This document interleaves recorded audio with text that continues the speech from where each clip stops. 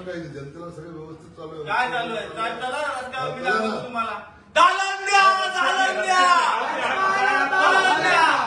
आमच्यासारख्या लोकप्रतिनिधीला तुम्ही उत्तर देत नसेल तर जनतेने काय करावं? वसई विरार महापालिकेची पहिली महासभा संपन्न झाली.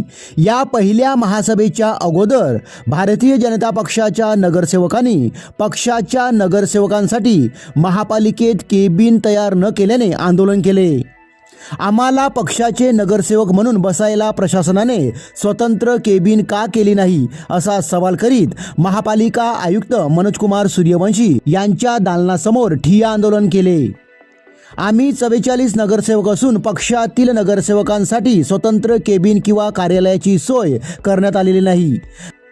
नागरिक कामासाठी आमच्याकडेही येणार आहेत, त्यामुळे आम्हाला कार्यालय हवे आहे अशी मागणी गटनेते अशोक शेळगे यांनी केली.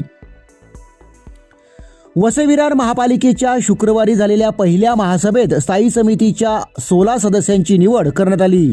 यातील 10 सदस्य सत्ताधारी बहुजन विकास आघाडीचे तर 6 सदस्य भारतीय जनता पक्षाचे आहेत. तसेच विरोधी पक्षनेता व सभागृह नेत्याची निवड या महासभेत करण्यात आली.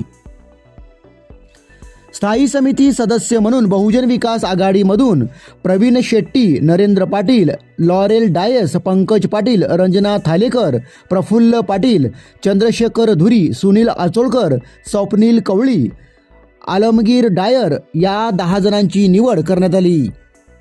तर भारतीय जनता पक्षामधून प्रज्ञा पाटील, महेश सरवणकर, दर्शना त्रिपाठी, नलेश चौधरी, जितेंद्र पाटील, अभय कक्कड यांची निवड करण्यात आली. वसई विरार महापालिकेत भाजप 43 व 1 शिवसेना असे 44 नगरसेवक महायुतीचे असून विरोधी पक्ष म्हणून हे सदस्य भूमिका निभावणार आहेत. त्यानुसार सत्ताधाऱ्यांच्या कामकाजावर लक्ष ठेवण्यासाठी विरोधी पक्षाच्या पदाच्या नावाची घोषणा करण्यात आली. महासभेत विरोधी पक्ष नेतेपदी भाजपचे मनोज पाटील यांची निवड करण्यात आली. या सभेत सभागृह नेता म्हणून बहुजन विकास आघाडीचे प्रफुल्ल साने यांची एकमताने निवड करण्यात आली आहे.